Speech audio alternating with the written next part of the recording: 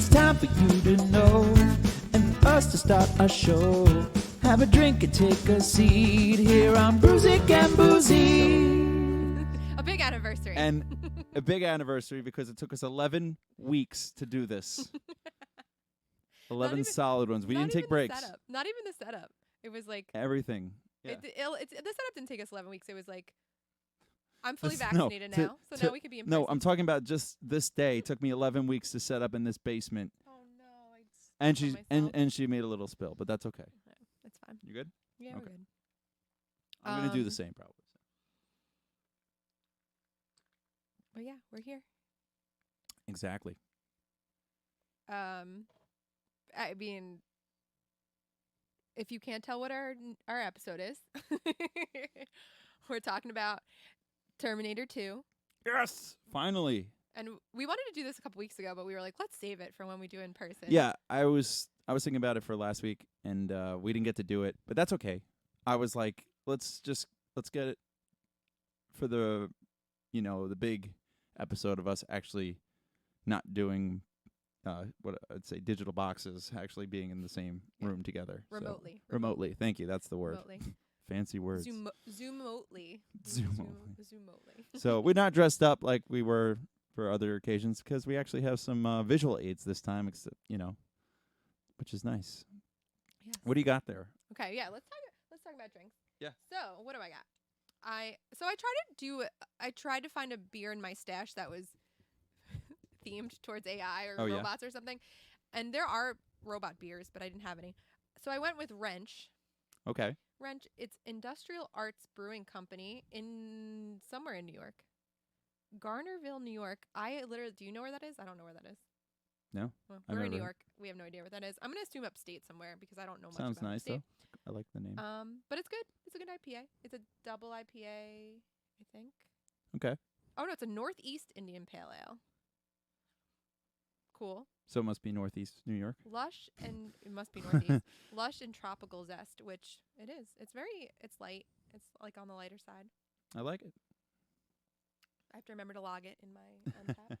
What do you got? What do you got for us today? I have iced tea with some of my Evan Williams of choice that I usually add with my beverages for other episodes. So I decided to make a tea for T2. You see what I did there?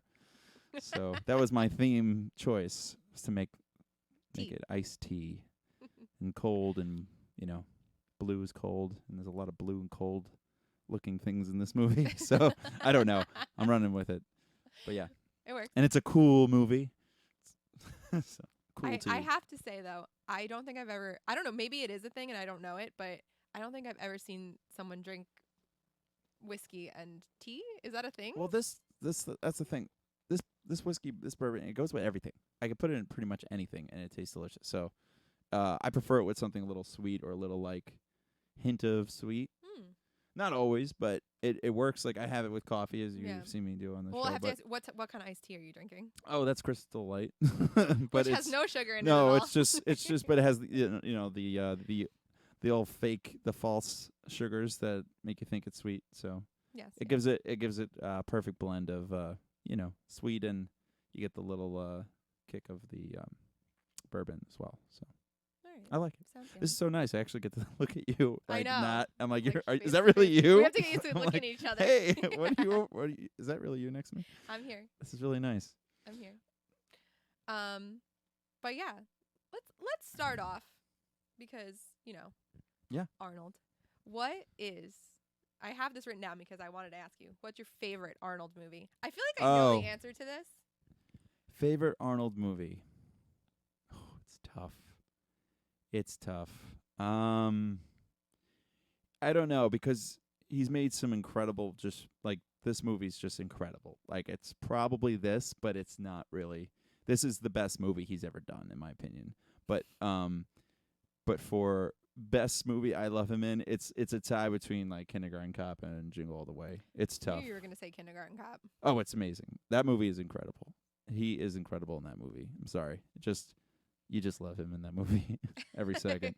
I know Twins would be a more popular choice of his best comedies. Twins. I watched it again. It was on last year, so we're all in quarantine, and I I had it on HBO like every night. So I got to watch it a lot because I didn't remember it much either. I remember renting it a few times and watching it with him, and like thinking, oh, it was funny. And it's Danny DeVito. It's a PG-13 PG movie, like it's those older '80s PG movies. So a lot of the jokes go over kids' heads, even though we were all kids growing up with twins. And that you literally grew up with twins, but I literally yeah. did. But I I'm literally saying have a twin. the movie twin. You remember very little, I think, as a kid from that movie. Just remember it being silly, like that they actually are blood related, and that's about it. And you like I couldn't remember why. And understanding the reason, but anyways, that's a twins episode we can go into. But yeah, for me, it's either Kindergarten Cop, Jingle All the Way, either one. I would go with Kindergarten Cop for sure. What is mine? I think I have to say, and it's only because I loved this movie when I was a kid. It's probably Total Recall. Oh, okay. Yeah. Get yourself to Mars. Was that too good? There's going to be a lot of Arnold impersonations in this. Not from me, from you. No, Arnold. No, I don't do Arnold at all. No, not at all. Real Never. Arnold Never. talks through me. He uses me as a vessel. You channel him. Yes. But yeah, Total Recall. I don't know why. When I was a kid, I loved that movie. It's so good. I enjoy it. So, No reason. just to kind of this. If you could see in the picture here, actually, I found this because this belongs to a collection that my brother owns. He bought like over 10 years ago. I want to say maybe 15. Of all this Artisan is the name of the company that has re-released all of the Arnold like collections. Oh, that's so cool. it's both Terminators, Total Recall, True Lies, and what's the other one? There's I think one more in there I'm missing. But it's in the big. The Next Action Hero. Yeah, but maybe? yes, it might be that one. Yes. So it comes in this big box not the set. Next Action Hero. that you- what is the name of the movie? Last Action Hero? Oh, the You're Last right. Action Hero. Yeah, I know that's another fan favorite for a lot of people. Or maybe it's Commando. Might be in that box set. I'm not sure. Ooh, Commando. So Love Commando. we were on this big Arnold kick because I think I mentioned this to you. My cousin and I we found these Arnold Schwarzenegger pranks online where people call people like businesses or restaurants. Hooters is one of them, and they had these Arnold clips that we found on Google. It's called the Arnold board, and it's all these little sound clips that you click on it, and it's the lines from him in the movie. But people don't know that. You answer the phone, and you just hear "Good morning," and everyone's just like, "Hello." And my favorite one, he just calls Hooters and says he's like, "How are you?" And the person's like, "I'm good. How are you?" It's like, "First, I like to just get to know you." And everyone's like, "Excuse me?" He goes like, "You son of a bitch."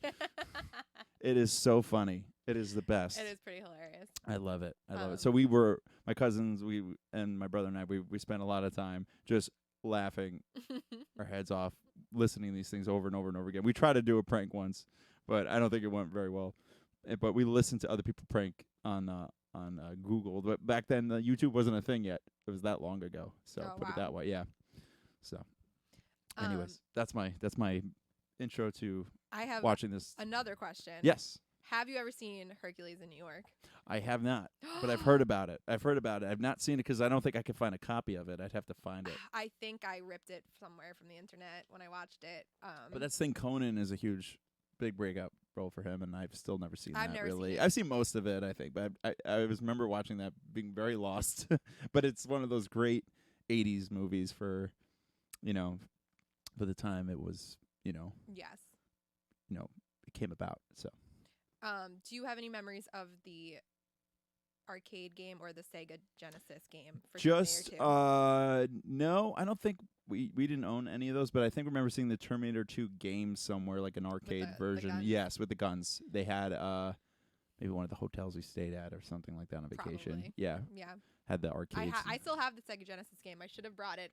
I have the case and everything. Or maybe the movie theater had it. I don't know. One of those places had it. Yeah. But Terminator 2 was such a great game. It was huge. And then I think there was pinball machine. It was everywhere. Everywhere and it still lasts to this day. All the franchises of this toys, like all of them. Yeah, because I don't have memory of ever watching the first one when I was a kid. I have memories of we have some of the toys, at least my brother did, and I remember seeing things and I thought they were just cool looking toys. Had nothing to do with the movie. And then I kind of later down the road found those toys, and I'm like, oh, I get it now. Like having seen the movie. So kind of like, so I'm talking about earliest memories of this movie. I'm jumping right into it. I'm definitely gonna let you tell your first memories, but I told you we bootlegged a lot of our own movies, and for this movie specifically because we were very young, and a lot of this is inappropriate for kids our age, and we were very young at the time when this came out, early 90s movie. And so our parents tried to like almost edit it live for us by stopping the movie, because you do that double VCR trick. So you let the movie play, but like they try to pause it so it would stop the tape that's recording, and then play it again when the movie was kind of like past the inappropriate or too graphic scenes or whatever it might have been. So they try to edit our own movie. And on this tape I have, so we had two movies on this tape. It was Beethoven about the dog, and then it's this movie. And so I would always watch this movie right after watching Beethoven, and the movie cuts. I never watched the whole thing. It's like so long. The tape ran out. Oh, so like Terminator 2 cuts out at the end, yeah, so I only know about a good 3/4 of this movie for a long time. And that last epic ending I had not seen like ever until later down the road. And I'm like, oh wow. I probably did see it. It's not like I never saw it. Yeah. It's just I didn't Like remember it having watched it on that tape, that version. The movie is like all action. It's like action scene after action scene into an action scene. Even today, I watched it today for today's episode, and I just sat here in awe every single second. That's all I could say. And I'm just like, I felt emotionally like, just like not right. I was just like, because it was just so much. And I'm thinking this movie's so old now, but I don't know why everything just affected me. Maybe because I have appreciation for it. Maybe I just understand the process of what everything had to go into. I'm like, it overwhelmed me. and I never feel that way after a movie. But of course, it was entertaining as hell. But like the overwhelmed of how much is put into this movie for its time is, well, it's James Cameron, but that's the reason. But still, it's amazing what they're able to make with just this guy. So. All right. I'm sorry. So that was my little spiel on like my earliest memories and how I came about with the film. So what is yours, Becky? Please tell us all. Well, I used to watch this movie a whole lot when I was a kid. I don't remember specific memories of watching it, but I remember that I did a lot. But it came out when I was in 91. So I was born in 1991. So I obviously was a child when I saw this. So I don't know if I saw it on TV. Like my parents obviously probably recorded it on TV, and then we had the VHS. Okay, and that makes sense. We would watch it when we were younger.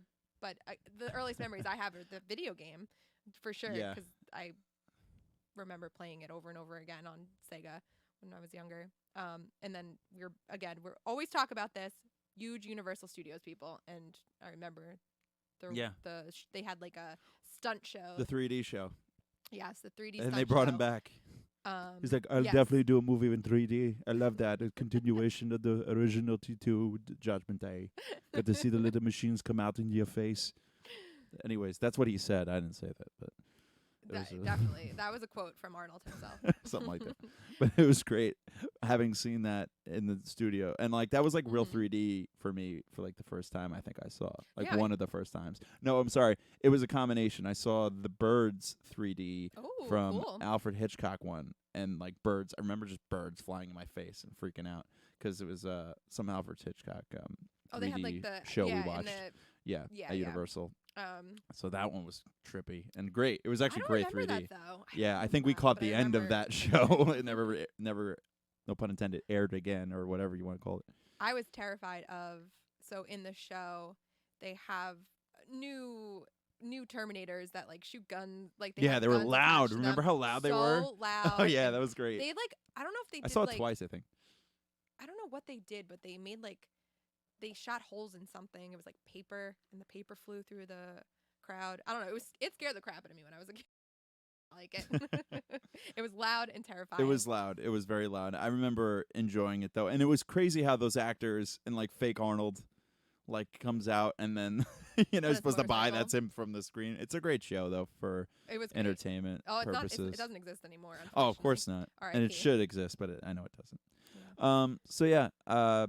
Oh, it just occurred to me too that I remember I think my dad rented it from Blockbuster, and it was like a huge deal, like having it here. Like I don't know why I remember that day, like trying to like watch it, and like Well, 'cause you my only watched brother was 3/4 of dying the to movie. watch it. I think I was way too young, and I'm surprised how that came to be. I'm sure there was a lot of what's the word? They had to like watch it through first, kind of check it out.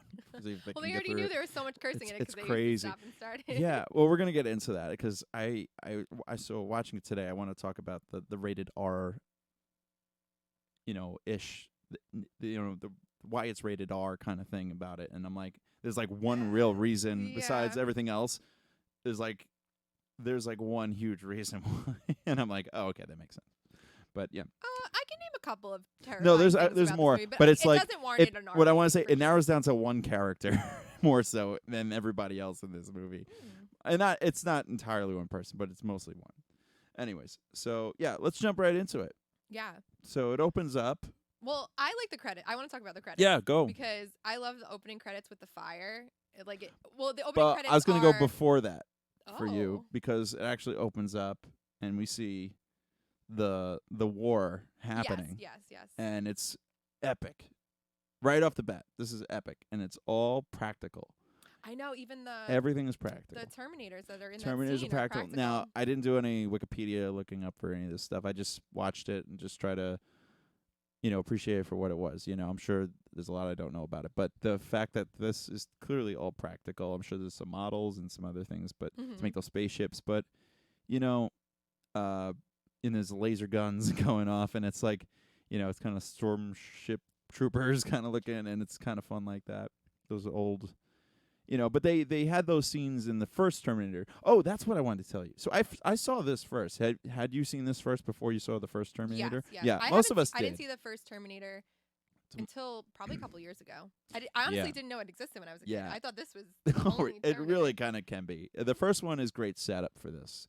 And that's kind of why it was more of a love story to me, and that's it why is. I don't like it as much. It's more of it's like a to me love it's story of it. really scary. The first one, I remember it. it's very goofy at times, and you're like, how's this like even considered a movie?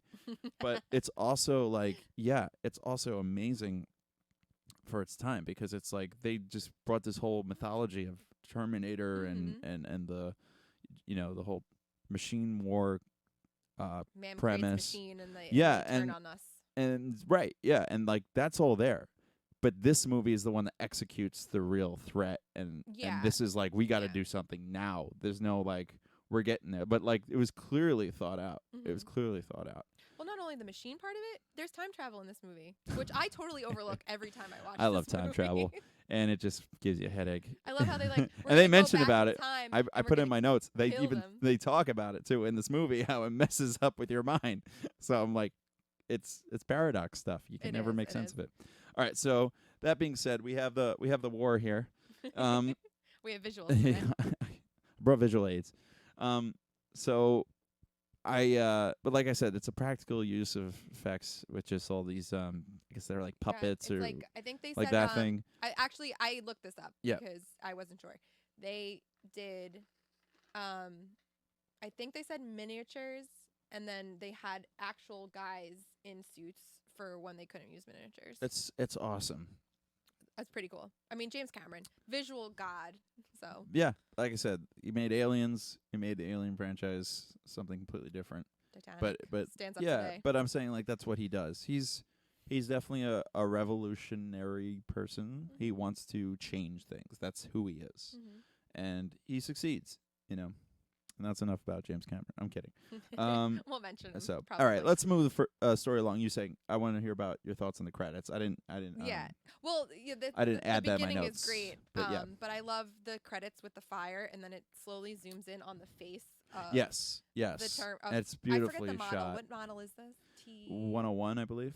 Is it? Is that what it's called? I don't know. T100? 100, 101. T1000 is what the metal T1000 guy is right? is the bad guy in this movie, but I think it's the model 101 is what he is. Maybe possible, but I love that it It's a zooms in. T800, I believe.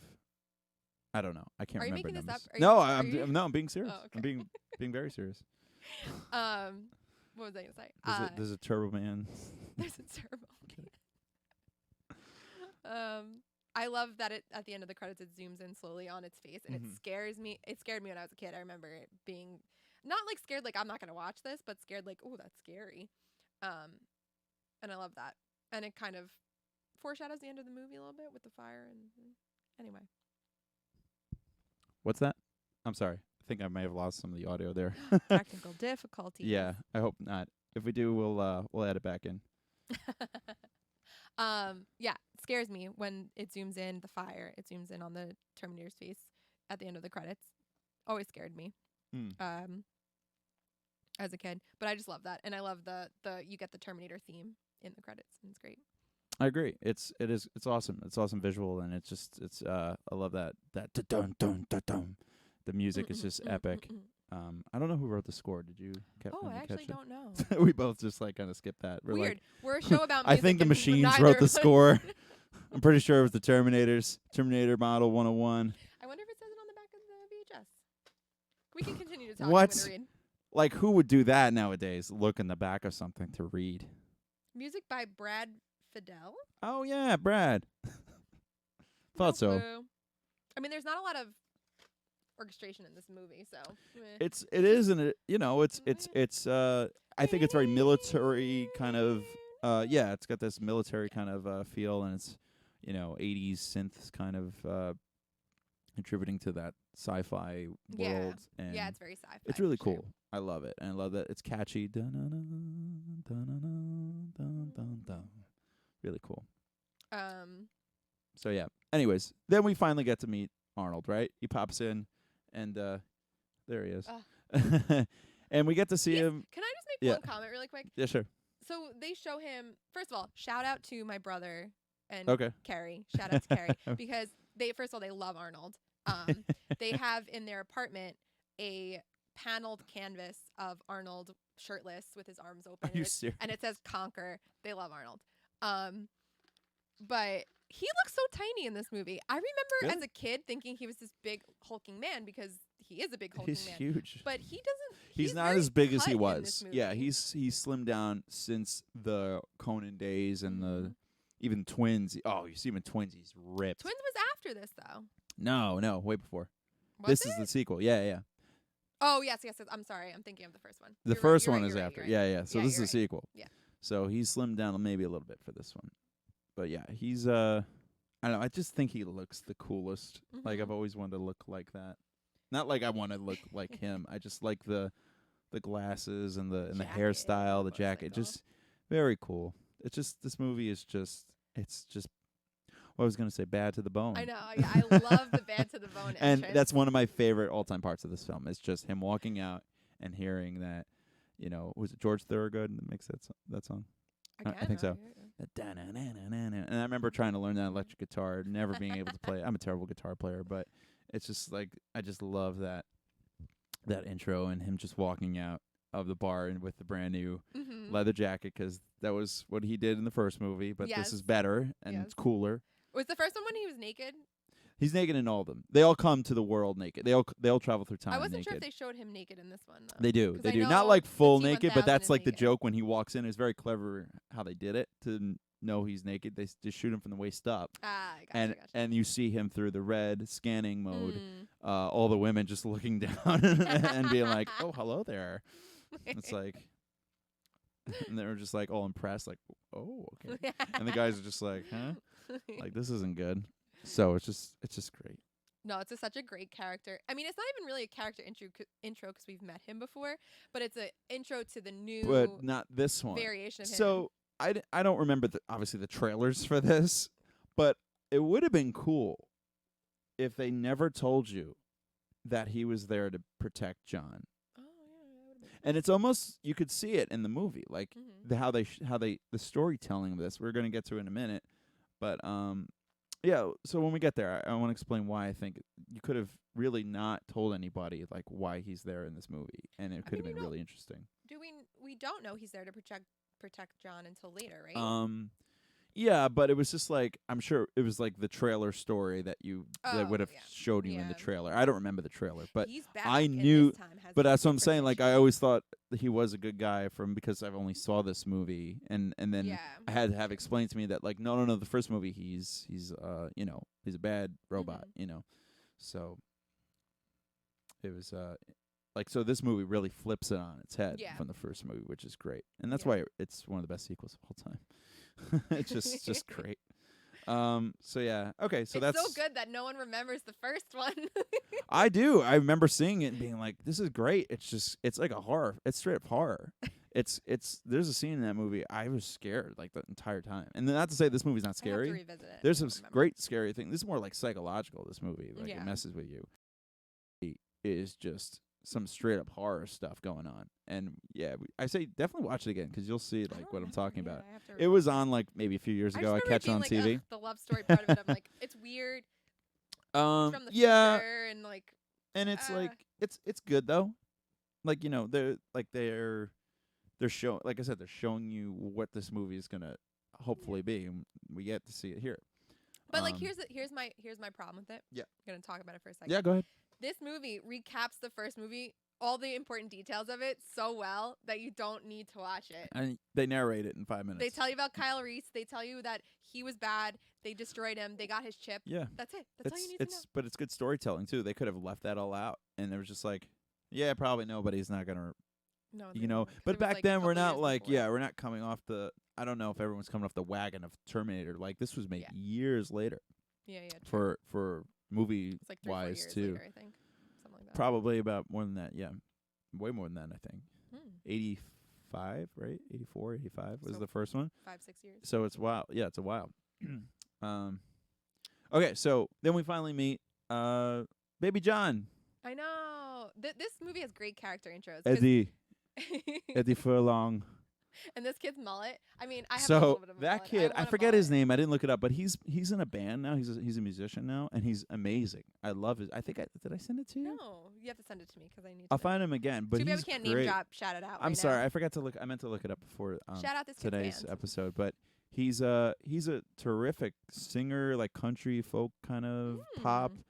He's got some catchy tunes. I looked him up on YouTube a few years ago, and I'm like, well, I wanted to make sure who that actor was and if he's done anything else. He might have done a few things, but this is his biggest thing that he's done. He reminds me of Sid from Toy Story, but he definitely wasn't in that. I think I used to think it was the kid from Big that we talked about, but that's actually the kid from Honey, I Shrunk the Kids.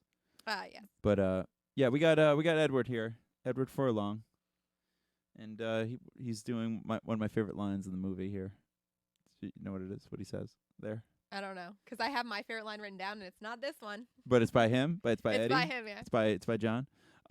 He says, "Easy money," because he actually can hack an ATM machine with a little computer that he carries around. He can hack the Cyberdyne systems with that little thing. Come on. It's amazing.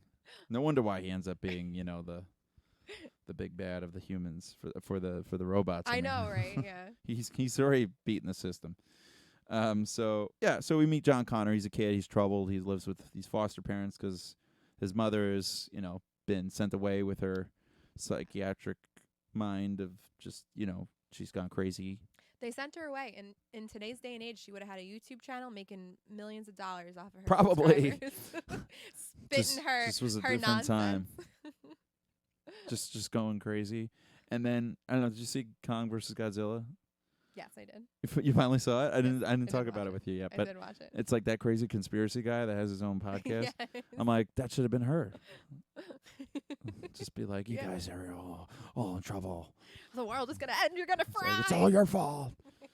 She yells a lot in this movie. But she's great. Yeah, she does. She's very intense. But anyways, we get John in the... did we get her right after that? Yeah, so it goes Arnold, T-1000. We meet the T-1000, John. right. We meet T-1000. Nothing really big about T-1000. He's just nude. That's really it. Yeah, That's all there I is have to him remember in about here somewhere, but we have Linda in here too. There she is. Yeah, I mean, this is a great... All the scenes, like, this is great. Like, well, this is I feel putting her so bad character for on her. its head too. Yeah, because in the first movie... So much character development from the first movie to this one. So much done.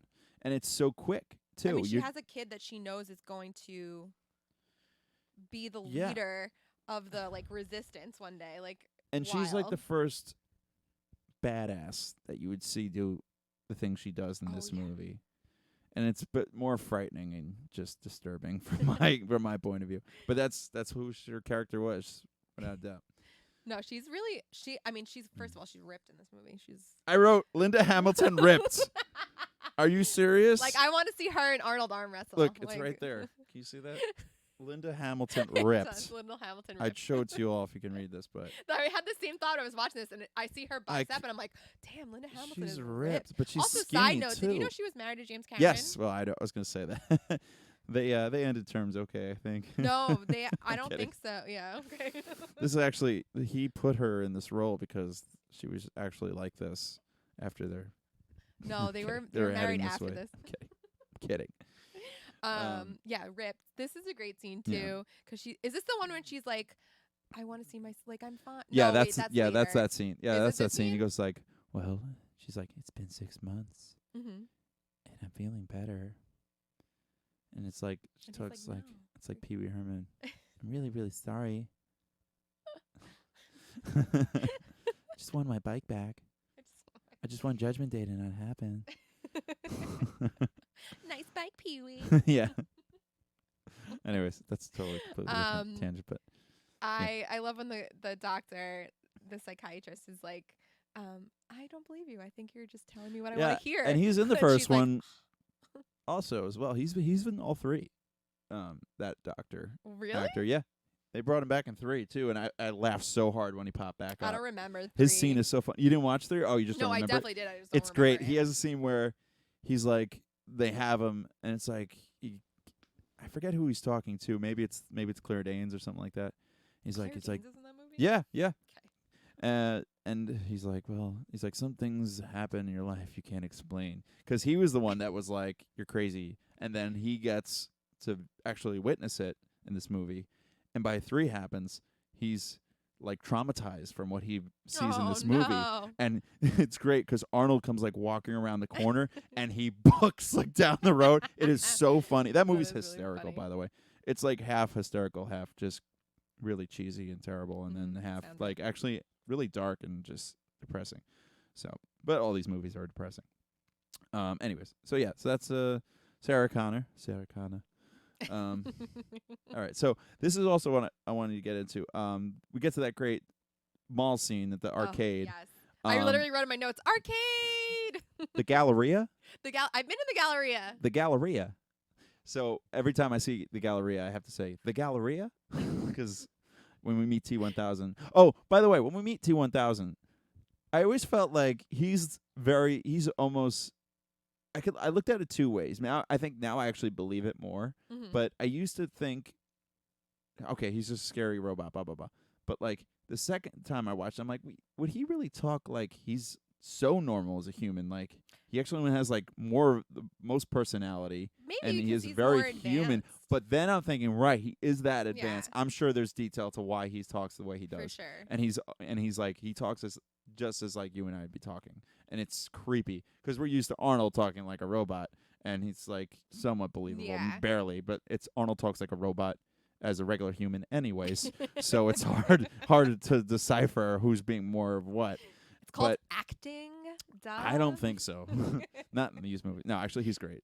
As he's wonderful. He's great in everything he does. Yeah. But anyways, Patrick Stewart being T-1000, I had to point that out. So when he says the Galleria, I feel like name, Patrick Stewart? Yes. Patrick Stewart. Sorry. No. Oh my gosh. Not Patrick Stewart. I wrote Patrick Stewart. It's I don't know. What's his real name? I don't know it. Patrick Stewart is from Star Trek. Thank you. Oh my gosh, I'm blanking now on his real name. Professor Xavier. Pick your poison, Patrick. Get to the box, people. Oh, that's true. We could just read the box. Roberts. Patrick Roberts. Robert Patrick. There we go. Oh my gosh. Wow. This is what happens when you're racing and you're trying to write things down last minute. Patrick Stewart. Robert Patrick. Patrick Stewart. Stuart Roberts. Stuart Little. Okay, so we get to the mall scene with the mall. the First gallery. of all, we need to talk about the arcade for a second before we talk about the hallway scene. Sorry, I got to this, but yeah, please talk about the arcade. What a great visual. Yes. No, I just want to talk about it. I love arcades. love them. I love pinball. I love going to Yeah. arcades. I love playing old arcade games. I love playing new arcade games. I love arcades, and it's so good when you see an arcade in a movie. Well, this is normal arcade timing. You know, Yeah, this is yeah, it's true, when like- arcades were very popular, and this is what kids did. I You know, and oh my god, I love it. Yeah, we miss it today because it just doesn't happen. Sure, they're still around, but you know. Love arcades. Oh my god. But yeah, but like like it like he's going on all these fun games or something like that. I don't know. I thought I heard a story about Edward talking about doing that scene. He really enjoyed doing that scene, or he was like mad that he's actually playing on some like stupid game he didn't want to play. I don't know, something like that.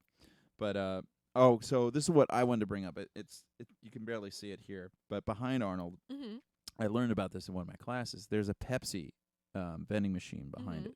So did you know that every time you see the Pepsi sign in here, that's like the advertisement thing and product that placement. product placement, but they have to pay rights for that, like everything. And like this movie is like the one example of how many times it pops up and how expensive it is for the scene because of how many times you see Pepsi, Pepsi, Pepsi, Pepsi. And I remember somebody, one of my classes, we talked about that. I forget what it was for. I think it was a psych class. I don't know how, but I was like, cool, we're talking about Terminator 2. I don't care. But it was awesome to see learning about that in like marketing or something. I don't know. And it was just crazy how, I think because it was like psychologically their placement, because you're thinking, oh, Pepsi, Pepsi, Pepsi. You know, you're seeing it so many times that like, I got to go have a Pepsi with when I watch this movie. Never happened for me, but No, that's I but didn't like, even notice Pepsi. but like it's one of the most expensive shots for ever made or something like that. I think. Correct me if I'm wrong. I'm sure there's more details I'm missing out of that. But I just while I was watching, I'm like, oh yeah, I forgot about that. And it is one of my favorite scenes too of the movie. I mean, they're all crazy, but this, scene? but yeah, like I said, the moments I remember most watching this, I was younger, and this was like the farthest I'd get into the movie. I think before turning it off, just because it was so long, and I actually had things to do, you know. But like it was always such a cool scene. So this is what I wanted to talk about. So like, say if you didn't know that this Terminator was the bad guy or was the good guy, the protector, and the other guy was the protector. You know, you really could have put a spin on it. Yeah. But I'm sure you have to show the movie, and it shows, you know, they're fighting each other. You gotta assume that there's a reason why. There's a reason why they're not trying to take out Arnold. I'm sure. Well, yeah, he goes to. It almost is like. You think he's going to kill John Connor, but like but they try to play it off in this scene. Is what I'm saying. Like they both meet John Connor, and it's like, oh, what a twist! it was that guy because he came later to the party. So and then Arnold has that great line. He tells John. Too. Yeah. So I meant to bring that up. So do you know I dressed up as him for Halloween a few years ago? I did like 3 costumes that year, and this was one of them. It's me walking around, and I obviously. We were taking the train to our friend's cousin's house, and I'm like, oh, I really want to do Terminator 2, but like I can't. I had like a pretend gun. I'm like, I can't bring that on a train. No. So I'm like, I had to get smart, and I'm just like, oh wait, doesn't he carry it in a roses box? So I got smart, and I went to the flower shop down the street, and I bought a flower box, a roses box, and I just walked around with it. That's amazing. Dressed it exactly like that. That's great. Did anyone get it? Yeah, a couple of people got it, and other people just thought I was a crazy guy holding the box. I know, they're like, but look at this cool guy in his jacket. Yeah, I did not look cool. It was a awkward year for me. But I tried. I definitely did though. Take that box. Not the box. I definitely took that jacket and had a like just basically rented. I bought it just to return it, just so I could look like him. Don't own it anymore. Anyways, okay, continue. No, that's all I wanted to bring up was the roses. You were saying his quote, what he says to John. Get down. It's so good. It's great. And then that's when you know that he's and there. I love, I was watching this today, I noticed there's like all these explosions coming off of his jacket from the bullet holes. And then like the next scene, they're all gone. They're all gone, yeah. Continuity issues. So it skips to this scene of like T1000. T2's the movie. T1000 catching John Connor, or trying to catch him, and because Arnold gets thrown through a few shop windows, and it's great. They go through the mall. I love how he gets up. He's like, crap, I gotta get up. And he gets thrown like hard, and it's like, and he's like on the floor like, I gotta get up. And he's not quick. He's like solid metal. He needs to take his time.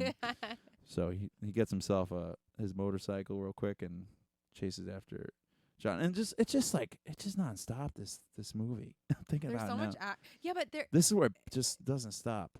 It doesn't, but then it does. And But the points when it does stop, it's important. So it's not like Yeah. you're wasting time. It's like you're learning so much. Like Yeah. you are the learning computer in this movie, trying to figure out what the heck's going on. Be more human. Be more Terminator, I guess. But yeah. So so this scene is incredible. I remember this being like it didn't occur to me that I'm watching like movie magic and like a legendary movie happening. Oh, you ever yeah. you're just never. watching a fun movie. Yeah. And I'm thinking like this is incredible. Like today I'm watching like this is insane. All these shots are crazy. And I do love seeing the stunt doubles in some of these shots. You could tell. I love it. I don't care. I buy every second of it. I just know how it's done. You got to just love it. It's movie making 101. Model 101.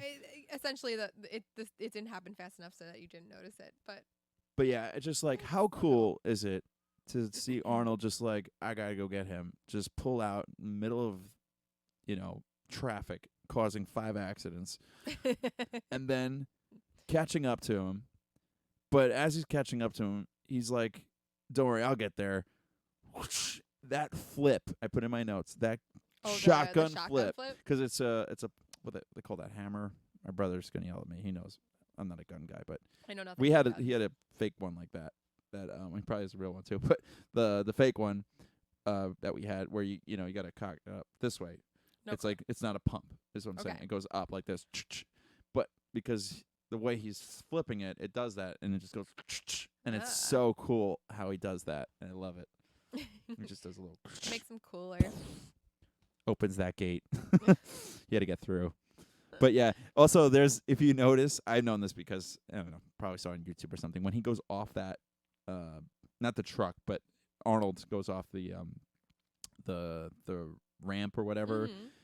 That edge you see him coming off is a triangle or has a point, and then when you look at him coming off, it's perfectly straight. It's a square.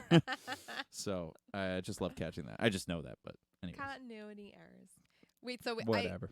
My favorite quote happens now. Okay. Ish around this time. So I love when John turns to him and goes, "Don't take this the wrong way, but are you a Terminator?" I love that quote. I don't know why. It's just so funny. You're a Terminator, right? I know all about you. I've been talking about this crap for my whole life. Yeah. And my mom's just crazy. But now he believes it. Yeah. That's you. Yeah, I mean, that's true. Like, you don't think about that. Like, his mom taught him how to be a warrior, and he probably lived with it. But now he thinks his mom's actually lost her mind, and right. None of this is true. It's you know what? It's got it's got to be there though in the back of his mind every time he tries to not think about it though. Yeah. It's been probably somewhat instilled in him somewhere. So the fact that he asks it and he's right, he's just like, okay, just making sure.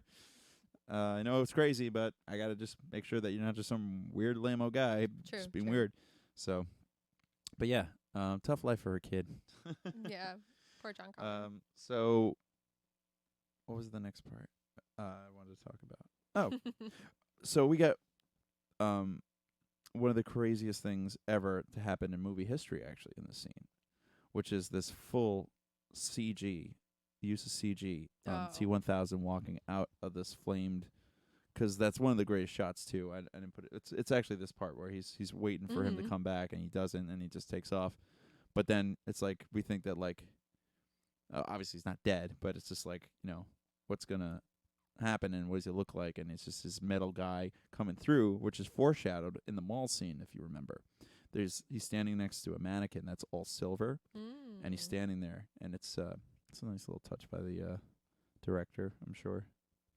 I was probably, he found that and painted it silver just so it made it look like it was him, I'm sure. No, they probably thought about it. But yeah. Anyways, that's my I have a picture of him. There he is. And there's him running, him with his pointy ears. Okay, and when he runs so weird. He's like super fast. Yeah. And he's just like his hands moving back and forth is so funny to me. But I always thought, like, man, he must be "Run running like a robot." fast. Like, he's almost about to catch with that bike. It's crazy how much, you know. No, he did. Oh my God, you didn't hear the story? Did he really? Is he running that fast? So, the actor in real life was running so fast he caught up with. Robert Patrick? Was running so fast that he I caught know up that with name Eddie. now. Caught up with I Eddie learned. Furlong's bike, motorcycle, in takes. That's crazy. So he was running really fast. I mean, I guess it's possible. You can clock yourself pretty, but I those can't run that pointy fast. ears get some lift. I'm telling you. Aerodynamic. His been running like the entire time before they shot this movie because he's running a lot. Yeah. And there he is. He's just walking out. What a cool shot that Anyway, is. it's a really great shot. It's like the first use of CG like that we've seen in the big films like this. It's Like one of the extensive. earliest ones and they do a heck of a lot of CG for the first time, like groundbreaking for this movie is done. They had some other ones. I remember seeing CG kind of here and there, not realizing it's CG, but like these are like the breadcrumbs to like follow like what we do now. But it's Yeah. also like you think it looks bad. It's like no, it's like it's fake, but it's just so simplistic. It's almost like it's practical. It's used in a practical way. It's not trying to be the entire scene being taken over by CG. It's like the little things, and it blends in well. Mm-hmm. So I just wanted to mention that. And Patrick Stewart is running with pointy ears, but it's not Patrick Stewart. It's not Patrick It's just him and wheels, just like, I'm just kidding. Professor Xavier. Yeah. Oh, so I had to get this shot right here Oh wait, I love with this the scene stepmom. when she's on the phone I- and then he says something annoying. So, the stepmom is I put in my is notes here. Patrick Stewart. Well, Patrick Stewart. Well, I put in my notes here. It's actually that I just put Wolfie. Oh yeah, Wolfie. Wolfie's fine, honey. Wolfie's fine. He's like, why is she being so nice? Yeah, she's never this nice.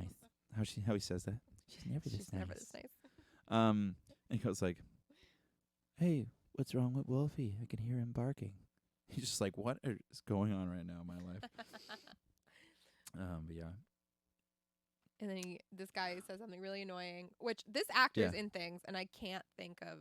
This actress, you mean? No, or the guy? the actor, who yeah, plays the one who plays the stepdad? Yeah, he's in things, and I can't think of. Doesn't last too long in this film, I can No, tell you it that. doesn't. Oh, But that used to freak me out. Did that freak you out, this scene? But it's funny, though, too. It's a little funny. when she kills him off Yeah, screen, it's just like, and it's like, oh, I kind of wish I can go back in time just to like watch this in the theater with everybody freaking out yeah, for throughout sure. this entire Yeah. film, because that is probably worth more than anything else. Is just see the audience's reaction throughout every scene in this film and how they, or maybe they didn't think much of it. I don't know, but they're probably just in awe so much like what's going on.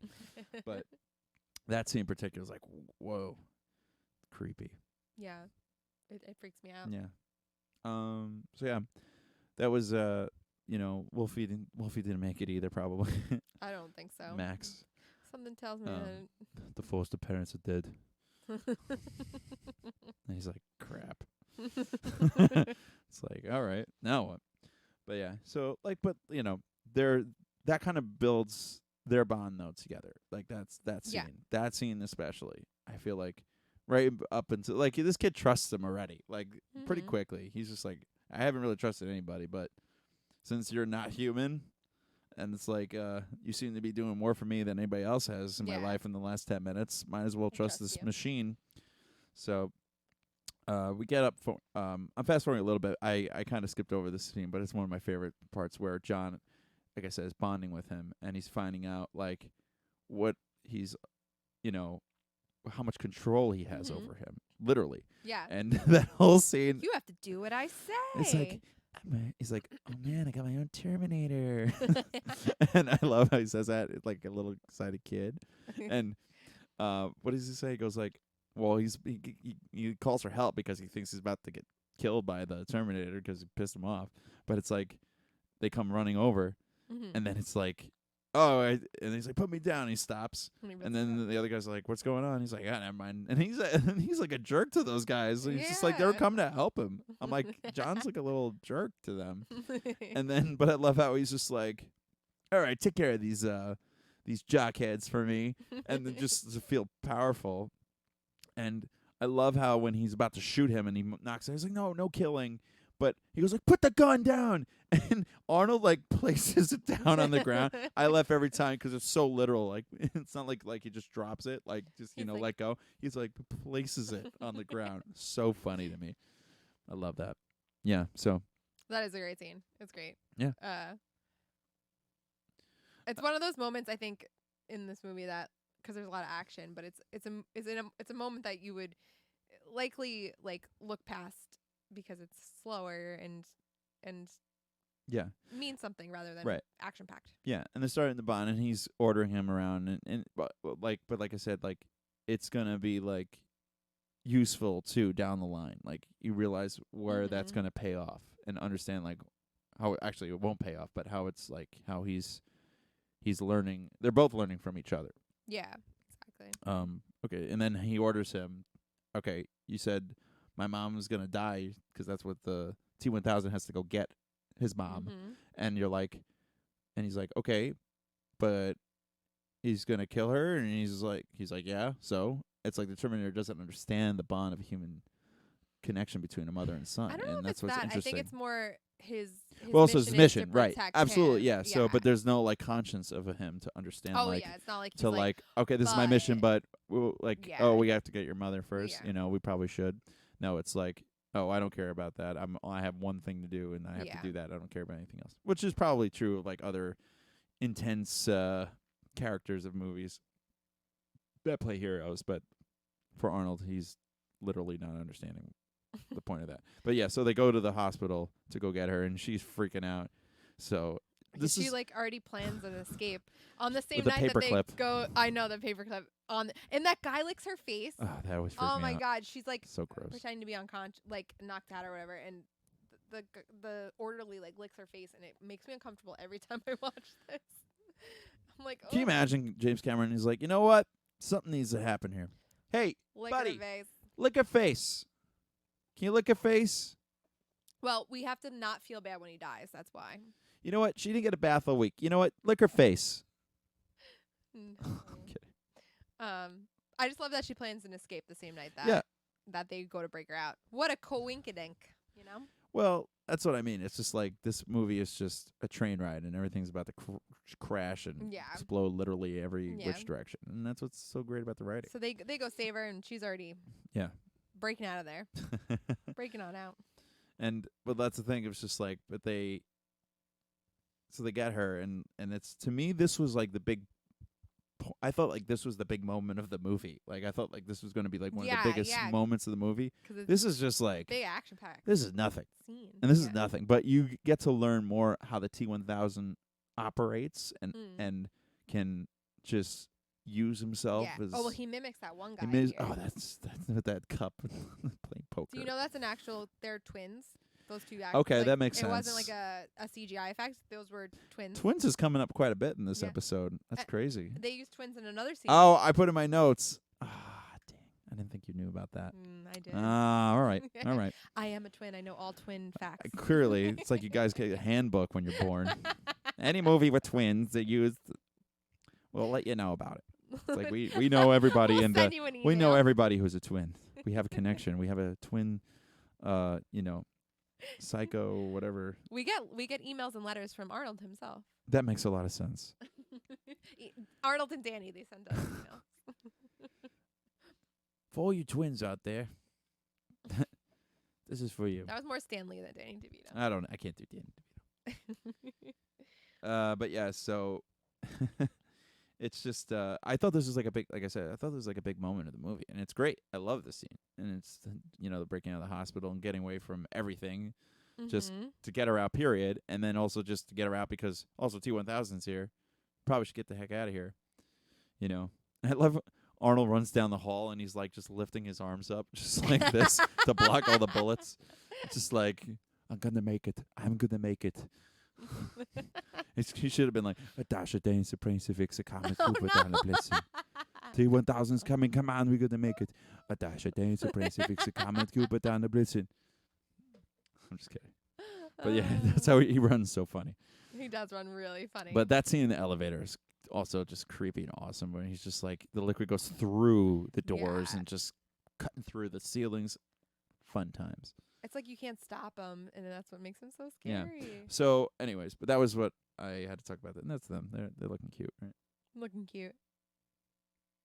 It's very intense. Oh, I love how when he loses his sunglasses to that lady, Mm-hmm. the security guard lady, and he's just like she like punches him and he looks back at her like nuh-uh, and like he takes his sunglasses off, and you get that famous line, which is also this is like Marvel stuff they're writing in this, like continuity wise. Just say he lets his hand out and says, "Come with me if you want to live." It's so good because it's just like that's exactly what Kyle Reese said to her. Exactly. He was supposed to be in this movie, by the way. He was cut. Oh, really? There's a deleted scene of Kyle in this movie. Oh, wow. Yeah, he's like a memory dream or something like that. I can't remember, but I remember seeing the deleted extended cut of this movie, and that's where I was talking gonna about watch it, but Amazon wanted $10 to rent it, and I was really like, no. I watched it free on VHS. It was worth every penny. But did you know there was also supposed to be an ending scene that they cut? No. So, I'm gonna talk about it now because we're talking about cut scenes. But Yeah, so I the jumped to movie this scene, but was before supposed to this, I want to be talk about. like an end to this Okay. movie. Like this movie was supposed to be it. Like and Judgment Day happened. My guess. no, Judgment Day didn't happen. Okay. So they stopped Judgment Day, but I guess because maybe they didn't want to end the series ultimately, they cut it. So it was supposed to flash into the future, and Judgment Day didn't happen, and like Sarah Connor was older, and everyone was older. Yeah. Did you see? So this is what's crazy. Did you see any of the newer ones? I did. I not like the most recent one? couple, but I don't think I've So seen one since Christian Bale. I have to. You have to see. It's a big spoiler at the beginning of the newest one. Genesis? No. Dark Fate. Hmm. There's Genesis, First which of all, is. can we just talk 1 I second can't before get you through talk about that? movie. So I love that they called it Dark Fate because I made a note of this because in this It's movie in this she movie, says Dark no Fate. fate. Yeah. And I was like, ooh, okay. Anyway, go ahead. The only fate we make is for ourselves, or whatever he says. Yeah, my dad used to say that. Whatever. Yeah. Anyways, but there's just an amazing scene that they do in the beginning of that movie, and I can't say it. I feel like it's such a spoiler, but I'm telling you how Let's they not did say it. because people could have, like me, have seen I this and don't. not seen that. I can't see. No spoilers. I don't own it, but I think it's on demand. So maybe we'll watch it right after this, just so I can show you the beginning. I don't know if you can get through the rest because it's not great. But I heard Linda Hamilton's a badass. So yeah, but it's like I'm not trying to get into a whole review of that movie, but it's just like we saw her do her thing here. It's great to see her back because we would have loved to have her back. But like the story is just so okay. You're just like I liked it, but I was just like, okay, we need to get back to the roots of like what makes Terminator, yeah. and not just bring in characters just because. And that's how I felt those movies were. And I'm not saying it was a bad movie because I actually enjoyed it for what it was. I thought it was like 10 times better than the movie before it because I did not like that movie at all. The Genesis one, Genesis. I didn't see it. Genesis. I could not stand it because I hate that guy playing John Connor in that movie. And they tell you like right in the trailer, he's like a robot. Like in the future, it's like it jumps time travel. It's all crazy nonsense. But Arnold must have had a blast doing that movie. So, anyways, back to the movie. Sorry on that tangent, but no, it's important because it shows there's things that happen in that movie that actually tying a lot to this movie, and it just sucks that like, we never got to really see like a traditional 3 with like these actors is what I'm saying to really make it like really stay true to like the core of what Terminator was. Is my point. Kind of strayed away from that. Anyways, so they learn before this scene happens though. Like remember, like they're getting all fixed up. Like Linda's getting her back all fixed up. Because she got stabbed by T-1000, and she's taking the bullets out of Terminator of Arnold, and he's just like my CPU's a neural net processor. It's a learning computer, and he's trying to figure out like what that means. Like they're asking him questions and they're curious. Like what is your mission overall? Like can you be more human? Like what is it that you can do? They're asking him like this gets into like real like deep conversational material. So like you're saying like it's no action, but it's deep and it's important to the story. It reminds me of you ever see Ex Machina? I have not, but I've heard okay things. I'm too afraid to watch things like that because I just get a little like overwhelmed. Like I said, even this movie, like things that I think can be believable get me a little scared. I don't know. So maybe don't watch that. That's movie. okay. I'm sure it's entertainment. And I've heard great things. I'm just I'm a little scared. Okay. I have a sensitive soul. You know that. Yeah, my feet. They're both really sensitive. The soul's Dad joke. Okay. So, Bum. but yeah, so like that whole scene you're about to bring up, because who else has a twin? Wait. It's part of that scene. No, we didn't mention something very important here. Hasta la vista, baby. Not yet. We're gonna get there. I promise. In this car I know. I scene. said it happens before this. I apologize. I skipped over the scene. Then I don't know that what I'm you're talking about because the twin scene I'm talking about is later in the movie. Okay, so maybe this is different. I don't know what you're Unless talking about. it's probably the same thing, but this was for a deleted scene that didn't make it. Oh. So that's what I wanted to share with you. And it took forever, according to Edward Furlong, to do the scene. And it's a really cool scene. What They scene? cut it. So they're talking about the CPU and his chip and stuff like that. And there's like something they would go through his head and take out like this chip or something that would help him make him more human. And that's what really drives him throughout the rest of the movie to like start acting the way he does, which makes a lot of sense. But I think I could be wrong. I haven't seen that scene in a while. I remember the specifics of it, but I'm pretty sure that's what they have to do. But it's Linda Hamilton doing it. Sarah Connor's doing the procedure, taking out Arnold's head or something, his body. And in the reflection of the mirror, you see Sarah Connor doing it. But in the behind it, you see, all the crazy insides of the Terminator, and you see her doing it from the other side. And you're thinking, like, how do they get it so real behind his head? And like, so the practical effect is, and it's a magic trick, but it's awesome. They had a twin. Oh, so that's what I'm getting at. It's not this scene that I'm talking about. Right, they but probably there's used it for another other scene where things they as well. use, But that's the first Linda scene I Hamilton's twin. learned that she has a twin. Okay. And they used it for that scene. They said it took so long, and then they ended up cutting it anyways. I remember he was like, it was so long, it didn't matter. Does but the scene the scene exist? Scene exists, yeah. I have it on, I watched it on probably a DVD director's cut, extended cut thing I there is watched. an extended cut. It's on, again. It's probably on that. Amazon and wanted probably a stupid there. amount of money to watch Probably it. on there. I'm sure it is. And it's a deleted scene, and it works in the movie. It's just, like I said, you can live with it, you can live without it. Yeah, it doesn't really ultimately matter. It doesn't matter, but it's just kind of interesting to know that, Linda Hamilton has a twin. I don't know her name. No clue. Steph Hamilton, I don't know. Yeah, they do use her later in the movie when the T-1000 Jackie. turns into her.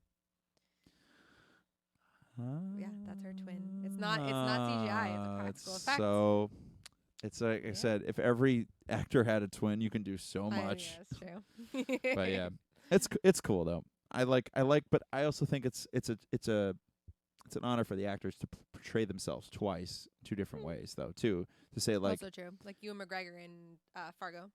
Yeah, it's just like on any of those movies, it's just like, wow, you're playing your own twin. It's like you have to have that kind of acting chops to just go back and forth. Yeah. All right, so enough about that. Hasta la vista, baby. Tell me about it. Tell me about it, baby. I mean, it's just great. So John's trying to teach him about just like how to be more human-like and how to use slang that they used in the 90s. And I don't know how does hasta la vista, baby come up? He goes like, you can't say affirmative. You got to say no problemo. And he goes, no problemo. And he goes like, yeah, you're getting it. And he's just like, no or if you really want to be like, yeah, it's like, or later, dipwad, or whatever he says. And he goes like, chill out, dickwad. And he goes like, yeah. And he's like, and then he says like, or some people you could say, hasta la vista, baby. How he says that. Hasta la vista, baby. But yeah, so they're going off to see. They're driving, and who do they go see? They have to get to that guy that Sarah knows that she. Do you hear something? I hear like a bee, but it's fine. Another one? I think so. Chris had a bee incident earlier today, but I feel like I hear a bee again. I think I see him too. All right, we'll keep going. If it becomes an issue, we'll have to take a quick break and we'll come right back. I think we'll be fine. Is it in here? Oh, I don't hear it anymore. It's probably by the windows. Maybe. Anyway. You'll hear it, trust me. They're loud, and it makes me think that there's maybe some bugs down here. Anyway. Anyways, we'll cut this part out. I'm sure or leave it in. We'll leave it in. But so they're learning about Hasta La Vista, baby, and then they go to see that guy they call Enrique. Was he in the first movie? Like no, kind of. Build that they had a relationship, but I'm like, so I don't know this person. He talks to Arnold. John talks to Terminator about telling him like his life growing up, and like she slept with these like Green Beret guys, and like they used to move guns, and like they lived in that area for a long time. They were constantly like not like. So she was trying to train him as a kid, and so this was like one of her meetups who would move guns, I think. Maybe, yeah. And, they would smuggle them or whatever the heck they were doing with them. I forget. But it's really funny to see. I think it's really him. I could be wrong because, the Terminators are ridiculously strong, right? Oh, I There's know. that I know scene what you're about to say. where he takes that chain and he moves that panel off the ground. And I'm thinking to myself, that's probably really Arnold. It's probably all He's Arnold. crazy. And he would be that strong to do that. He also lifts a small toddler up from the overalls. It's so cute. But they don't show his face, I don't think, so I don't know if it's Who? him. They don't show Arnold's face, so I don't know if it's him or not. Oh, no, I think it's really him. Maybe. I don't think the baby was real, though. No, they like close up. I'm kidding. I'm kidding. That baby was fake. That baby was a Terminator. No, that baby was real. But yeah, and also like there's a scene. I don't think it's in the extended cut, right, where he smiles. I didn't watch the extended cut. But damn, I can't remember. I don't remember seeing it as I was watching it. Now maybe I looked down the first second. Maybe I was dealing with bees down here, but and I had to get up quick. But that's probably what happened. But he like smiles. He like teaches him to smile.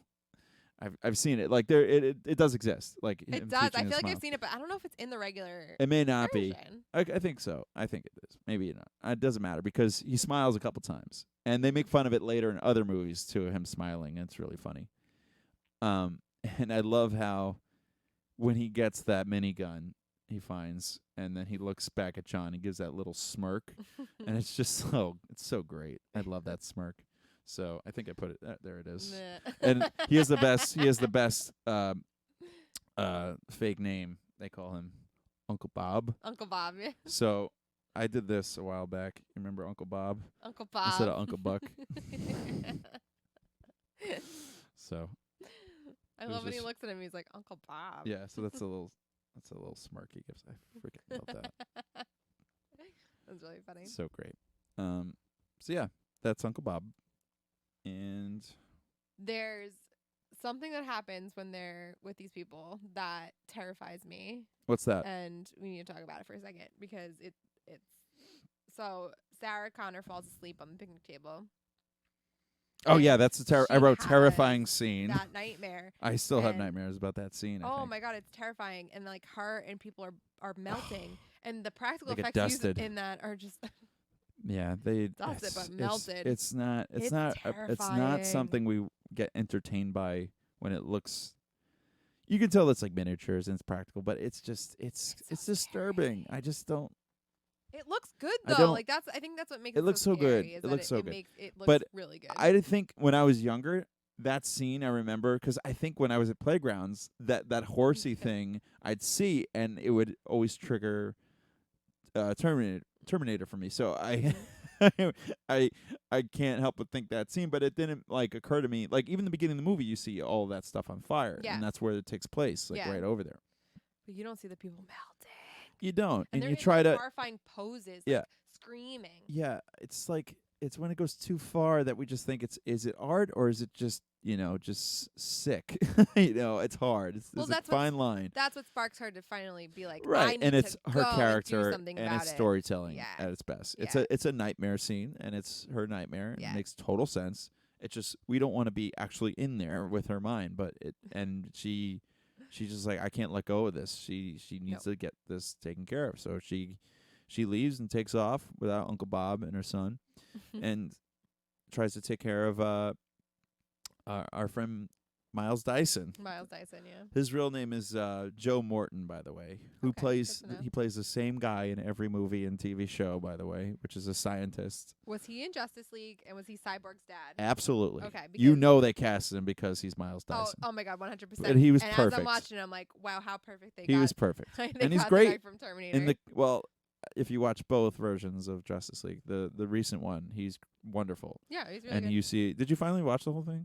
Yeah, I finally finished it. It's good. I liked it. I couldn't get through it, guys. I'm sorry. Oh, so I jumped to this. Time. I jumped to this scene because this is where I kind of jumped up a little bit over. Well, I mean, they go to his house. They go to his house. And Dyson's house to try. Sarah goes and tries to snipe him, and she's an awful shot. Yeah, yeah. And his wife. I meant to get the picture of him with the arm. I'm sorry, I meant to get that one. That's such an we'll awesome talk about scene. it. Yeah. But so context is because we didn't talk about Dyson. They do introduce Dyson earlier Yes, in the movie. I did. I did Dyson skip over is him. the one who I did skip over him. who ultimately develops the Terminator. Right, that AI connects to the first movie, by the way. because they find after they kill Arnold in the first movie, they find his CPU, his chip, and that's his what arm. they use. Yeah, and his arm, and that's what they use to develop the technology. Yeah. So it's ultimately they send him to the past And that's why to kill him, but it sends everything. And that's why Sarah's so mad, because she really believed whoever that they're like, oh yeah, we'll throw this out. Like, no, Yeah, no, like they this didn't. is They took it not off. normal. Yeah. Like we're not gonna just throw this away. So Sarah thinks if she goes and kills Miles Mhm. Dyson, that it will stop everything from happening. But he already had the idea. He already created everything. Yeah. Like, even if she were to kill this man, Yeah. it would do nothing because someone else has his technology. That's true. So she goes to his house, tries to assassinate him, but John and Arnold catch up to them and Yeah, stop her from killing this man. it's true, and it's scary too. This scene, because you feel bad for him and his family. Oh my God, always feel every time I Yeah. watch this movie, I'm like, I feel. So I think bad that's why for I skipped him. over it, because it's really kind of disturbing scene, but it's great. Yeah. This movie, by the way, it has a certain look to it, and it always stuck out at me, like just like a bad rainy day. Like, it's just the lighting is very, Very blue, blue. very blue. It's dark with this like big spotlight kind of lit type of Yeah. scene in every scene, just about. But it works for, like, look at that. That's gorgeous. That's Yeah. pretty. He's just shooting up some cars. But it's cool. So, like, this is the scene, obviously, where they finally get to the lab. I think most Oh, yeah, people so seen they- this movie. They they know. Convince him to take. They Dyson know. They know and what take him to the happens. lab. But it's one of my favorite parts, because I think by this part, I think is where the tape stops for me. And I never got past this part. And it's about to just, like, crank it up, like, to, Yeah, like, like, 7 action notches. after action. And as, I guess, a younger viewer, even though, I was probably way younger to be watching in the first place, but I think things would have stuck with me more have I seen all the great things that are about to come in the next, like, basically the rest of the movie. Like, Yeah. this is the action just heating Climax. up, and it's beyond climax. There's climax, and there's like 10 more climaxes. So it's True. enjoyable. You Okay. think this is gonna be the end? And there's another. And then end. just seeing him with that gun, Yeah. that's a I shot. mean, he within takes on itself. like every single police officer, like whoever comes to this You gotta building, give it's Arnold like, credit, man. He just owns this. he really does. He owns He his owns character this. for sure. Not much acting for him, but he owns it. And it's great. Him just shooting all that stuff I was watching today, like, blows me away. Like, just him. I'm like, he's really blowing up cars, right? He must be. I'm thinking to myself, like, there's no CG. There's nothing. Oh no, they definitely all those explosions and action I sequences. know, but they were time it just, like, perfect, and it's Definitely. just so well done. I don't know. I'm not a filmmaker. I just like it. So, I think that was really where I wanted to get to. So we're at the end here of where I wanted to get. I just said that just the most epic action-packed ending to a movie it really ever. is. That's all I wrote, and I had no notes after I know. that. Me, same thing. I was like, I stopped taking notes. I was like, I'm like, I I can't describe what you're Like, about. You just need to see the movie at that point. They and, blow up you know. basically the whole Cyberdyne building when they go to it. Miles Dyson dies. Oh, Speaking of music, Yeah. the great use of theme comes back in this scene, and it's just showing him as the hero in this scene, and that's also why I love this scene. By the way, so much with him with the minigun. By the way, you hear the theme song comes back in. Oh, I It's didn't like even notice dun, and he's shooting up everybody. It's just so good, it. so good. Well, yeah, 'cause he tells Sarah and John to stay back while he goes and takes care of Yeah, all these I'm like, people. this is the end. Like, this has got to end. Like, right? This is it. No. It doesn't stop doesn't. after this. T-1000 comes after them. He gets in the building. Well, that's the thing. Him as the helicopter. I think I remember seeing a trailer for the movie later, and I was a little bit older for something, and him doing that awesome helicopter, liquid, metal thing move he does. He goes like, "Get out!" Remember? And the guy's like freaking out. He jumps out of the helicopter. Yeah. I was just like, I don't remember that in the movie because I don't remember anything after this part in the movie, and it's just kind of a shame. Let me tells him to but get out. After that, I went back and watched all of this, and I'm just like, wow, there's quite a bit I don't remember about this movie, and no wonder why I don't remember it because it's the best part. No, it's not true. The whole movie's the best part. But yeah. So, anyways, here's Miles. I know. I had to put this scene because I just love the. I know his heavy breathing. I know. That's bad. It is bad, but it's just it's so heart wrenching and like. Yeah, he really does. He's a hero, which is great. Like he does. It's just like. And like depressing. You can't blame him. He just had an idea. Like he just. Yeah. Like he didn't. It wasn't a bad man. Malicious. It wasn't. It was man with. But that's where Sarah comes in with like it doesn't matter. Like it doesn't matter who you are. You're the reason. I have to end the reason no matter what cost. If it's your life or mine, I will make sure it doesn't happen. Yeah. So, Sarah's a jerk. I mean, I feel really bad for him. It happens. Whenever I watch this movie, it's like I'm never like he's a villain. I kind of skipped to that part. So we get to the liquid nitrogen scene right after that. Oh scene. yes, I forgot about this. I think I looked up how they did this, and I can't remember why. Well, before we get to that scene, but it's like them getting chased again by T-1000. Yeah. Go figure. It's pretty much the whole movie. But like that whole truck chase scene, again, another truck scene, but with the helicopter now. We got a helicopter chasing a truck. Like a truck chasing a motorcycle wasn't enough. Now we got to get the helicopter chasing the truck. And it's awesome. The shots are so good. And my thing that just sticks with me, whoever the stuntman was playing Arnold, jumping onto the front of that truck and just lighting him up while he's driving. And you see all the metal bullet holes in him, just like the little splashes. I don't know what you call those. They're really cool. Like just kind of the little pockets of bullets he gets. And I love that it was just like getting lit up, and it's like that doesn't really matter. Have they realized that bullets don't work on this guy? Maybe they just gotta slow him down. But still, they don't know he's a robot. It's just fun to watch. Yeah. And but just the Arnold jumping onto that front of that truck and just like shooting him through the windshield. Oh man, that's great stuff. That's good stuff. So yeah, but then there was a big truck of liquid nitrogen that T-1000 took over, so we know that. And then this happens to him. And how the heck did they do this scene? I don't. Some of it. That is a practical. CGI, that is a practical. This is practical, and I don't know. That moved a little funky to me when I was watching it. I'm like, all right, that's definitely practical. It's incredible practical, but how he moves his arm. But I also think that there's like maybe a guy who's like like he has no legs. That is like him. How they get the legs to move like that. I think maybe I read that somewhere. I could be wrong. I don't know. But just to see that is just an amazing special effect of him being frozen to, just crumbles basically. Yeah. I don't know how else you put it. Disintegrates at one point. So I had not to just disintegrates, he shatters. It's one of my favorite parts because right after that, what do we get?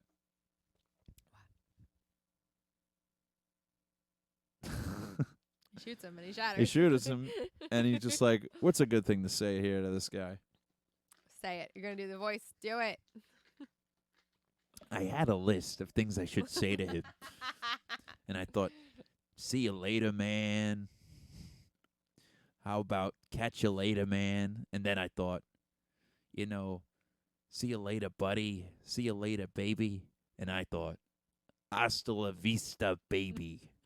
That seemed to be the best thing, dark and mysterious and fun for the whole family. Hasta la vista, baby. And he blows him up again with a bullet, shatters him. But he's so smart. He's like, yeah, I may have done that for you, but I just want to make sure if that kills you. Nope, it doesn't. Okay, just kidding. And he knows right away. He goes like, we don't have a lot of time. We got to get out of here. Again, he tells him, we've got to go now. How many times does he say, you've got to go, get down. Now. It's really funny. But yeah, I love that shot of him just shooting that bullet. I know. This was in like another trailer that I would probably catch. I think before this movie, they show like the whole movie in the trailer.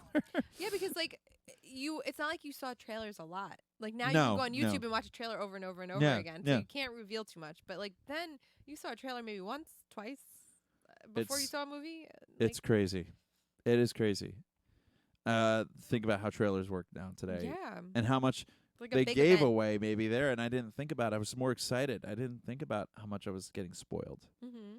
But I was like, but like I said, it's you getting the pieces of puzzles and then you getting to see it get all put together. Yeah, And that's what a good trailer should do. Give you Yeah. kind of a little bit of the story, introduction to the characters, and just an overall like short entertainment, yeah. feel. Should leave you to, hanging. right, to be right, like, to get oh you my God, I excited. need to know You want to go what's see this happening here. this masterpiece that we're going to talk about for Yeah. every single year to come. Yeah. So, we get to the end here. Yes, We're at the end, everybody. We made it. we made it to the end. So, but it's What a the great most scene. I tear up every time now I watch this ending. It's Do so you? nice, and it's I like don't it know reminds me why. of E.T. when he's saying goodbye to E.T. I don't know. This And doesn't when work John for me. said- I says love goodbye. ET, but ET doesn't belong here. Arnold belongs here. Sure. ET has a great home life wherever the heck he's from. He just got lost by accident. Arnold has one purpose, and then he's got to die. He's, expendable. Is that the word? Sure. Wasn't he in a movie called Expendables? I think so. Yeah. Did you see that? It was like all the action Yeah, stars. I did not. Stallone see them. movies? No. Oh, didn't you see 'em. should. They're not great, but they're fun. But yeah, so he we killed T-1000 obviously because that's. By the way, I'm sorry, I really didn't put a lot of work into the visual aids today as much as I It's probably should have, fine. but I want to talk about them at least. Made me think of it was the fact that all of those special effects. Yes, we got like all of the great that liquid nitrogen scene of Mhm. T-1000, just playing with all this crazy ideas with this, but the thing here at the end, like you said, using Linda Hamilton twice, and also like him just using every little bit of T-1000 tricks just to Yeah. get to John is incredible in this like last moment. Like this is he's using everything he's got in his pocket basically. He's trying to get rid of Arnold, and he's clearly the better model. And I love those couple moves he makes with Arnold with the fight scenes, and like it's incredible CG for the time. It's like how the heck they did that. I don't know. Don't care. It's just I love when Yeah, I he don't know, takes 'cause, he hits him with a pole in his head, and then it becomes his hand. yeah. I'm And assuming it's this was. so cool. I mean, of course, this was 35 millimeters, so I don't know how they made. Like, I don't know how How does that work? I don't know. CGI works with film. Like, I don't know how they did that. I just believe they blend it somehow. They know what they're doing. Yeah, like composite obviously, it all but together. I don't know, and this movie does a great job of. I it. also just assumed the most logical explanation that it's all real. So Also that. there was a T-1000 was real. Robert Patrick. Patrick Stewart could do all Patrick that. Stewart did it. He could do all of that on his own. But yeah, He used to. he gives the thumbs up at the end, and it's so. But that was like, I'm like, did he even do a thumbs up like at all in the movie? I'm like, yeah, duh. He like when he's teaching him high five, and I'm Yeah, like, he does. teaches him how to use a thumbs up. Mhm. It's just like, it's beautiful, sad, and beautiful. But he has one of the best moment lines. It's a little kind of cheesy. Maybe it's the Arnold delivery, like right before that, because he's just like, he's like, I know why you cry now, but I Oh, know it's yes. something I could never do. Yeah. And I'm just like, damn it, Arnold. Acting. It's so good though. It's such a great line. It's one of my favorite lines in the whole movie. And and just to have him say to him, what is it? When he says like, I'm sorry, John. I'm sorry that a robot knows he's got to apologize to a Mhm. person. He's learning that. He's understanding like that he's Make him feel better. He's- he needs yeah, to he's like, apologize to yeah. him. he knows what sorry means. Mhm. That's what's crazy to me. He knows what sorry means. I have this crazy theory about like, do you think like James Cameron, this is some kind of weird allegory or analogy for like family life? I really do. I mean, maybe. Like this is like a single mother. This is like, and she talks about it in this movie. It's just like, he's a great father for him. and he's not even human because he'll just do anything for him. Yeah. And that the fact that like he was just like saying he wished he had a father that would do all these things that a robot would do. And it's just like I kind of see this in like, you know, it's almost like having her accept the fact that she can take care of John on her own too. I don't know. I see all these kind of weird levels. It's possible. I'm probably reading way too much into this. I don't think so. I think maybe he had like an idea. Like I've been seeing a lot of parallels with this. Yeah, I mean it's possible. Like he's like talking about like all of that stuff. He's a robot trying to learn emotions. Maybe and it's like, what is his job? Protect her, just be supportive, but never actually, be there for him. Mm-hmm. Like on a different level. You know, it's just weird to me thinking about it that way. Does it make you think about it that way? Kind of. Now it does. I mean, I I was just always like, oh, it's an apocalyptic movie. I have no idea. But now that you put it that way, there is some more meaning behind it. Could be just, just what it is, I don't know. It's just like, I'm seeing these like family ideas that he kind of is drawing. The fact that she's gone crazy. It's just like it's like a dysfunctional family they kind of are. Yeah. And he's the father and he can't be there for all the other things he needs in life. But I don't know. There's something there, I'm sure. Yeah, definitely. But anyways, and he gives that thumbs up, and it's just a beautiful ending. Yeah, and, it really and is. she's like, hey, if that non-human human can learn to love a child and maybe humans can learn to be kinder to each other too. And I was just like, that's a good try there, Linda. We'll see what happens in 30 years to come. We don't know. But wow, I just feel like we watched the whole movie. That was nice. I know. I mean, this movie's great. I can always watch it. If it's on TV, I'm gonna watch it.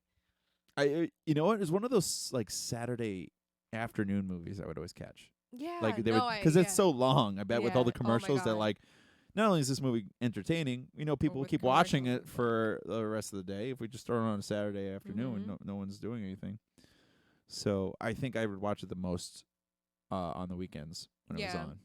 Because it is my dad and I when I watched it with my dad and we both looked at each other and we were like, this movie's really long, but it doesn't feel long because they don't It's waste paced well. time. Yeah, It's paced, paced so well, and there's so much well. to entertain you with the Yeah. story and the special effects and the action and the characters. It's just so much, and the fact that this is a sequel I think it's considered one of the best sequels ever, if I'm not mistaken. I have no idea. Could be true. Up there with Empire Strikes Back. Maybe The Godfather, I believe, is also one of the best sequels of all time. Don't get me It's started considered- on The Godfather. I've never seen it, so Don't bother. I've seen Mafia, and that's enough for me. I know you're not a big mafia movie guy. I wanted to do Goodfellas, and I know you were like, I'm No, not a big I know they're mafia great guy. movies. I'm probably gonna get a lot of backlash for that, but I think it's just because, like I said, I've seen the movies. They're great movies. I have a tough time, just seeing people treat each other a certain way. So I know I take it personally. When it's robots, I don't care as much because I When know it's they're real people. programmed that way. Where it's real people, it's like, why were they programmed that way? And it's just like survival. You can really get into it, but I have a tough time knowing like what it's all about, killing people. and trust me, my grandmother loved those movies because she was Italian, and I think she was just bonded with the stories of all that and stuff, and she was just into it. And yeah. So, I've seen them though. Not all of, like, I haven't seen really The Godfathers. I've seen most of them, the first one I think, but the other ones like Goodfellas I've seen, and Casino, and some of those other big mob movies. But it's weird because I saw Mafia first, and I love that movie because it's just so stupid. Mafia? You still have never seen Mafia? I've never heard We're of gonna it. watch it. It's a spoof movie with Lloyd Bridges from Hot Shots and the other things he did, Airplane, and he is like the Godfather in that movie, and it's spoof of Godfather. Oh. And you got what's his name? Jay Moore plays the son of him, and I forget who plays the brother. He was in Twilight, the dad from Twilight. I have no idea. I've never seen Okay, Twilight. I just remember seeing Twilight for one movie, and I'm like, the dad. I'm like, isn't that the guy from Mafia? Like, that was just like first reaction. But anyways, I definitely recommend. It's a stupid, silly, funny spoof movie. So It's loads of dumb laughs, and I used to laugh so much. I probably like it more than The Godfather because I'm not a big Godfather It's like fan. it's like Naked Gun humor, not as funny, but it's there. And there's just a lot of movie references that it's just crazy. It's so silly. I love it. I'll have to watch I it. think Lost World just came out that year or something too. They make fun of that. There's so many random movies that make fun of that movie. So that's it, everybody. I'm gonna have my iced tea too. It's Terminator. We did it. Terminator 2. I can't wait for us to do this again in person. To be more human. Yeah. But we'll have maybe one more of I was these. gonna say until you get too busy, anyways. But I'm not busy. I'm leaving the state. fine. Busy. But I hope you guys enjoyed us being in person. This is fun. Yeah. I was very much excited to do this episode. As you can tell, I'm a huge Arnold fan, and I love to do more Arnold films along the way. I'm sure we will. We have to, because... What you think would you like to do next? What would I like to do? What Arnold movie I would like to do next? Maybe we should do Twins. I haven't seen it since I was, a kid. I haven't seen it in forever. But I love Danny DeVito, and I love Arnold. It was on HBO, but I don't think it's there anymore. It might be. Do they take stuff off of HBO? I think eventually they got to just put things in rotation. Probably like Netflix. Just eventually they have like maybe ownership of certain Warner Brothers films, but I think other ones they have to put in rotation. Oh, maybe. Or they go to other platforms. I don't know. I'm not the. We'll talk about it. I don't know. See. It's all new. I don't know if we should do another Arnold movie after this one, but No. We'll take a which break one from we wanna Arnold do for let now. us know But if there's an Arnold movie you want us to. I just would love to do about. more Arnold movies, just because I think some of them are just really funny and they'd be fun to talk about. Yes. I love Commando too. See, that's the one I'm not as familiar with, so that might be fun for me to watch. I've seen it. There's some but crazy stunts in that movie. Yeah, that just and Last Action Hero is so bizarre. Today. I remember seeing that, and I know friends who love that movie, but it is crazy. Nuts. I think that's gonna do it for us. Yes. So how are we gonna sign off this time? I know what I'm gonna say. What are you gonna say? Hasta la vista, baby. The look. And I guess I'm going to say, we'll be back.